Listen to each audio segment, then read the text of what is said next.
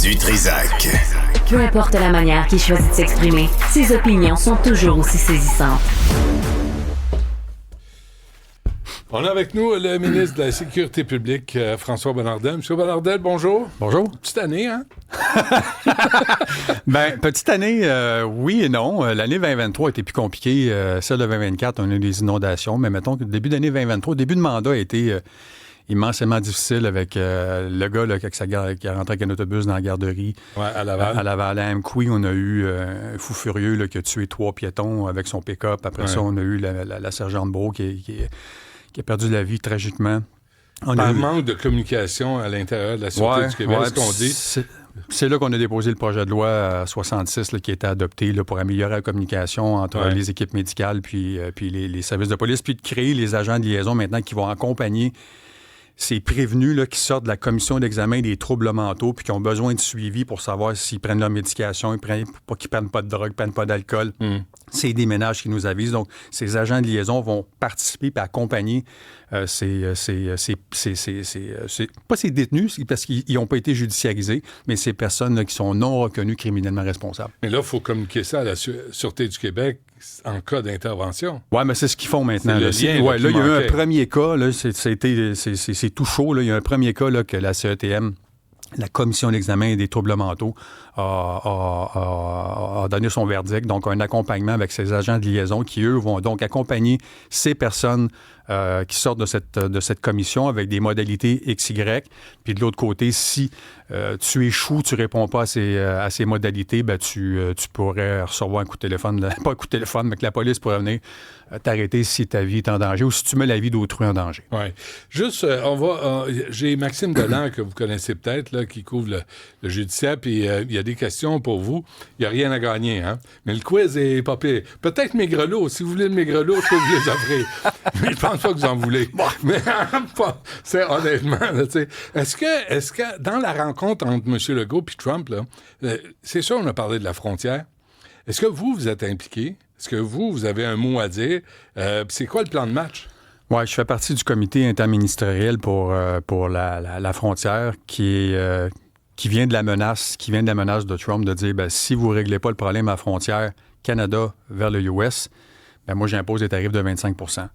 Là, une semaine, j'ai décidé de rencontrer les principaux intervenants américains puis canadiens, GRC en premier lieu, j'allais dire en anglais, les Border Patrol US, mais les agents frontaliers canadiens aussi. Il y avait la Sûreté du Québec, il y avait l'Homeland Security, il y avait l'Alcohol Tobacco Firearms qui était là. Donc, tout ce beau monde était là. Nous, du côté Canada, on a dévoilé un peu le portrait de situation que nous, on avait. Puis les Américains nous ont dit, voici le portrait que nous, on a. Puis quand Trump dit, il y a un problème parce qu'il y a trop d'illégaux qui traversent du Canada vers le US, c'est pas faux. Puis je m'explique. Là, 3 ans, il y avait 600 illégaux qui traversaient une portion de la frontière la plus problématique. Puis la plus problématique pour les gens qui nous écoutent, on appelle ça le secteur Swampton, c'est le secteur Cornwall-Sherbrooke. OK. 600 illégaux. L'année suivante, on est monté à 7 000. Cette année, d'ici l'année pas finie, on est rendu à 19 000. 19 000 illégaux Canada vers le US. Okay. 19 000, ça peut paraître pas gros pour un pays comme les Américains, mais c'est énorme. Comparé au Mexique. Là. C'est ça. Mais c'est quand même énorme. Puis la problématique Canada vers le US est là. Puis c'est là que le premier ministre puis moi-même, on a dit au gouvernement fédéral, vous devez nous déposer un plan détaillé. Là. Au-delà de moi, ce que j'ai entendu, puis là, je vous ramène, là, 2 mois et demi, on était à Yellowknife pour une rencontre annuelle fédérale-provinciale avec les ministres provinciaux des sécurités publiques et le fédéral.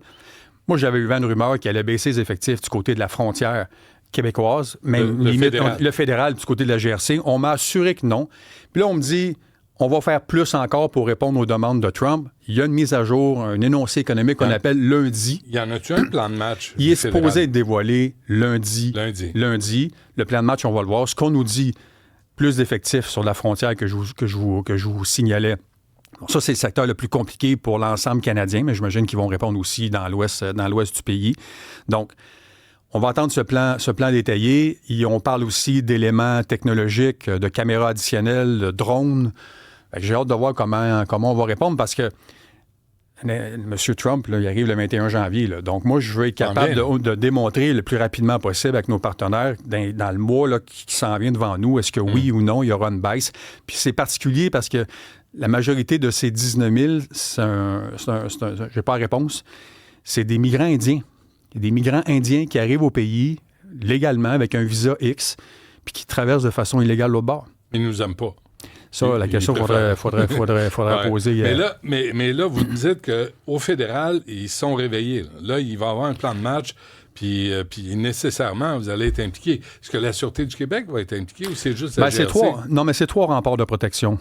Quand je dis rempart, le premier, c'est les agents frontaliers. En premier lieu, ça, c'est les postes. Ça, c'est les postes douaniers. Ouais. C'est les postes douaniers. Le deuxième rempart, c'est la GRC. La GRC, c'est elle qui protège la frontière. Donc, moi, je m'attends à ce que le fédéral dise, bon, on vous amène des bras additionnels, des bottes additionnelles, puis des équipements technologiques pour supporter la GRC. Le troisième rempart, c'est la Sûreté du Québec qui, elle, oui, a le pouvoir d'intercepter, visualiser une situation. Quand je dis intercepter, c'est de prendre une personne qui marche sur le bord de la route puis dire hey, tu t'en vas où, tu arrives d'où, il me semble que tu sors du bois, puis si suspecte quelque chose, c'est de l'amener à la frontière après ça. OK, Trump, il y a 2 affaires. La frontière, là, vous me dites, ça s'en vient, il y a un plan de match. C'est aussi le fentanyl.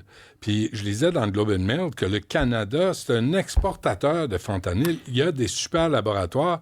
Il y en aurait aussi au Québec. C'est plus dans l'Ouest. C'est plus dans l'Ouest. La question est bonne parce que on vit plus cette situation d'opioïdes et de fentanyl du côté de l'Ouest du Canada. Ici, le problème qu'on a tous ensemble, c'est pas mal plus le trafic d'armes. Le trafic d'armes qui passe. Puis on a un joueur non négligeable avec lequel on travaille.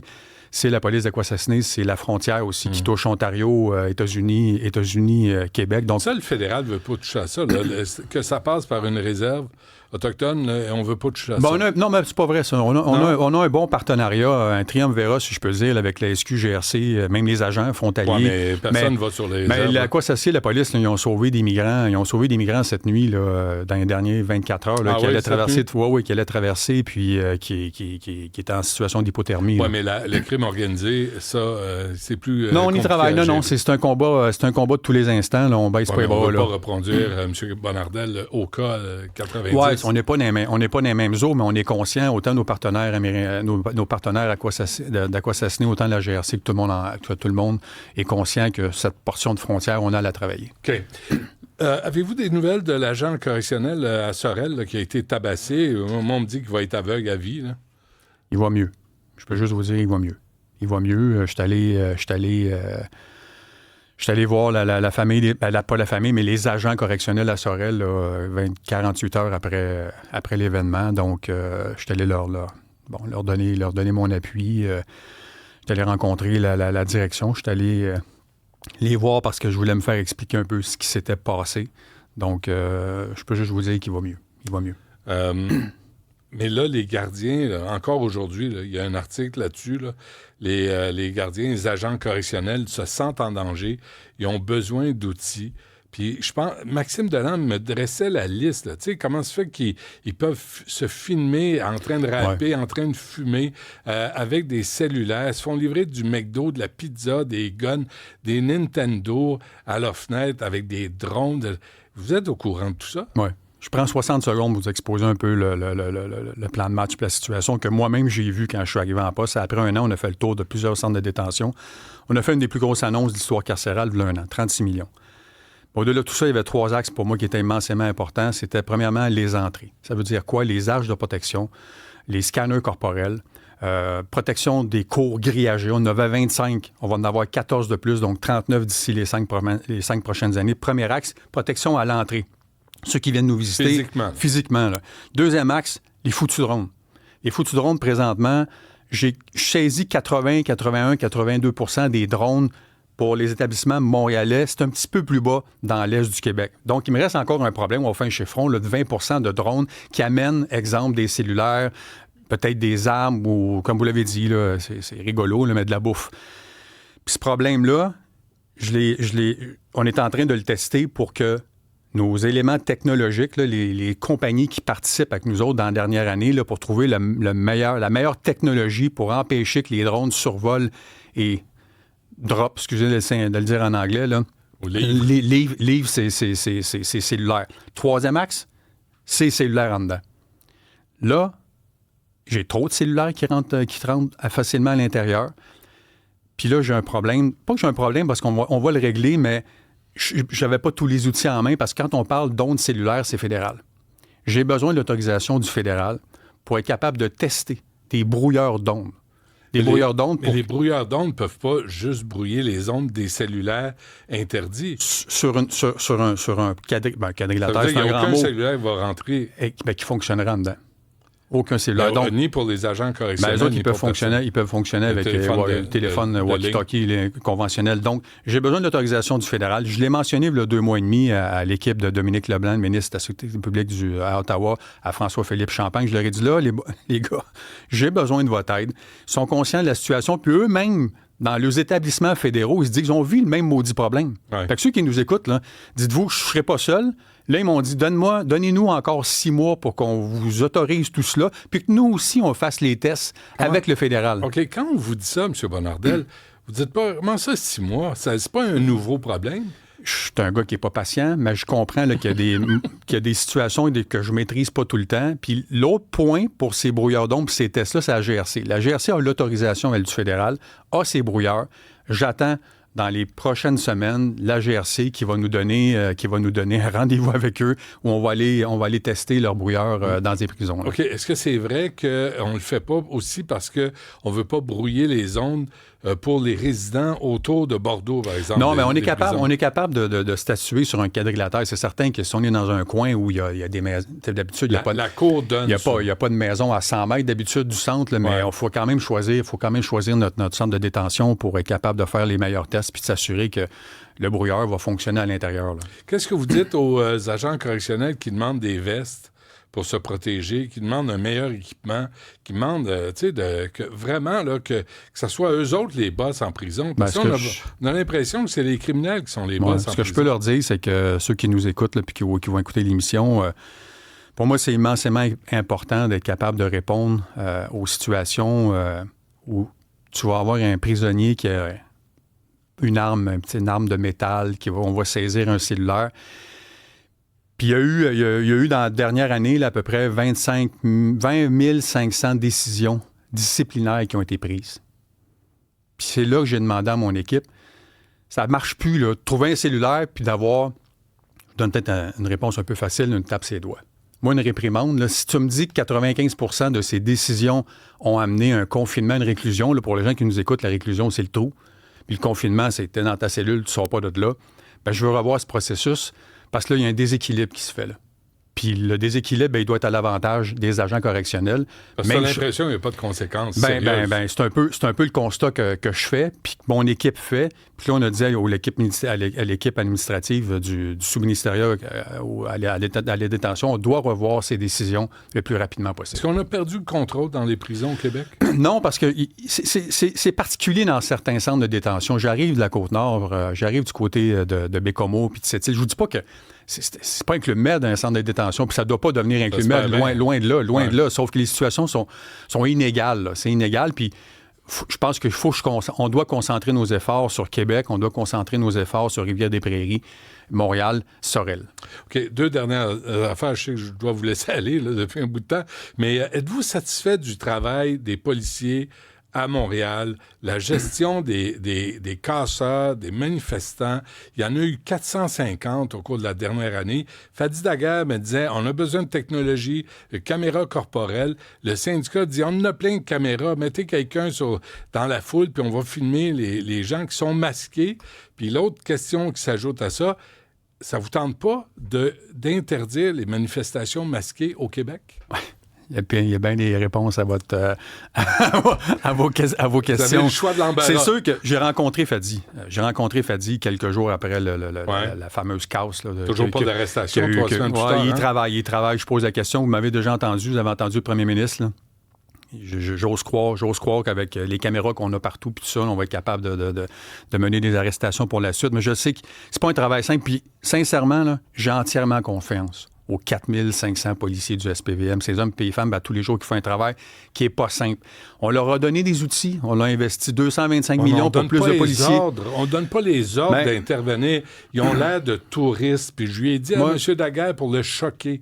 Puis il était choqué. Mais les policiers ont l'air de touristes. Ils regardent ça. Quand on a le chef de police de Québec qui dit quand vous débarquez chez nous puis vous voulez faire de la merde, on va vous arrêter. Puis, il n'y a pas de négociation. À Montréal, là, c'est comme des invitations par écrit pour arrêter quelqu'un 2-3 jours après les méfaits. Oui. J'irai pas jusque-là, M. Dutrisac. Les policiers font un travail pas simple. Puis quand on prend le temps de nous expliquer une manifestation qui prend forme, où là, par la suite, tu as de l'infiltration, là. Pour ne pas nommer certains... Les vitrines se cassent. Je le sais, mais ça prend le monde pareil. Ça prend 30 secondes pour que des membres d'une commune, je ne les nommerai pas, là, des membres qui sont habillés en noir, entrent, puis pouf, en l'instant de 15-20 secondes, là, se dispersent, commencent à casser. Connaît... Je le sais, puis j'ai posé la même question que vous, là. Ça me fait CHIER, moi, avec... C'est... IER, ça veut dire, vous comprenez, c'est quel mot? Okay. Fait que je suis à la même place que vous, là, puis à la même place que ceux qui nous écoutent. On m'a donné le constat. Je dis pas que je suis satisfait à 100%, mais quand tu comprends les opérations à l'interne, c'est pas simple. On est là pour protéger la police. Final, là, on veut les gens ont peur de se promener dans les rues. La communauté juive a peur de sortir dans la rue. On se fait boulier par une gang d'islamistes pro-palestiniens. On a plein de cul. Non, mais ça, là-dessus, tout le monde est écœuré. Vous avez entendu le premier ministre. Il y a des lois, malheureusement, qui encadrent les manifestations. Interdire les manifestations masquées à Québec. Ça, on est en train de regarder ça. De quelle façon on pourra le faire? Souvenez-vous du P6. Là. Montréal a été accusé, puis même dû verser de l'argent suite à ça. On a compensé les manifestants. Oui, non. On a les équipes, nos équipes juridiques là, sont en train de regarder comment on peut retravailler ça. On s'entend que ça pue d'allure. Hein? Ça pue d'allure. Ça pue d'allure ce qui se passe. OK. Dernière affaire, je lisais aujourd'hui dans USA Today, mais c'est le Québec, là, des pistolets fantômes. Le type à New York, là, il y avait un pistolet fantôme, un silencieux. Il a fabriqué ça avec une imprimante 3D. Là, sont de moins en moins chers, de plus en plus performantes. Est-ce que ça vous inquiète? Oui, on a mis en place une équipe intégrée justement pour retracer ces armes. Les armes 3D sont plus souvent qu'autrement plus difficiles peut-être à retracer. Mais on a des équipes spécialisées du côté de la Sûreté du Québec, autant en équipe de renseignement qu'en équipe de retraçage de ces armes comme telles. Donc, c'est un défi de tous les instants. Je vous parlais tantôt, drogue versus trafic d'armes. Les Américains, ils savent. Le problème qu'on vit de façon majoritaire, c'est le trafic d'armes qui passe des Américains vers chez nous. C'est le défi qu'on a. Où? On a la frontière. La frontière, c'est notre frontière. Notre portion... Quel coin? Ça, je ne vais pas élaborer, mais il y a la frontière. Je vous disais, le secteur Swanton, là, il est long. Ouais. Cornwall jusqu'à Sherbrooke. On vit une problématique là. C'est là que nos services de renseignement... Puis on a des partenariats avec les États voisins, que ce soit New Hampshire, que ce soit New York, que ce soit le Vermont, que ce soit le Maine. On a des ententes qui sont réciproques pour se partager des renseignements avec eux autres. Très bien. Dis donc, on parlait... Antoine Robitaille me parlait de succession de François Legault. Ça vous tente pas? Je ne suis pas intéressé en majuscule. Ah non, en majuscule? En majuscule, oui, avec un point à la fin. Vous êtes bien bête. Non, je ne suis pas intéressé. Pourquoi? C'est trop de job? Non, ça va très bien. Moi, j'ai ma case à moi, là, j'en ai plein mes souliers. On n'a pas dit mes baskets. Je pose pas les questions, on n'a pas les réponses. C'est correct. François Bonnardel, ministre de la Sécurité publique, un gros merci. Joyeux Noël. Bonnes vacances, je pense, c'est votre dernière semaine. Drette là. Hein? Ah oui, l'après-midi, à 2h. Moi, j'ai fini. Moi, j'ai jamais fini. Ça a l'air. Merci beaucoup. Je ne sais pas. Salut.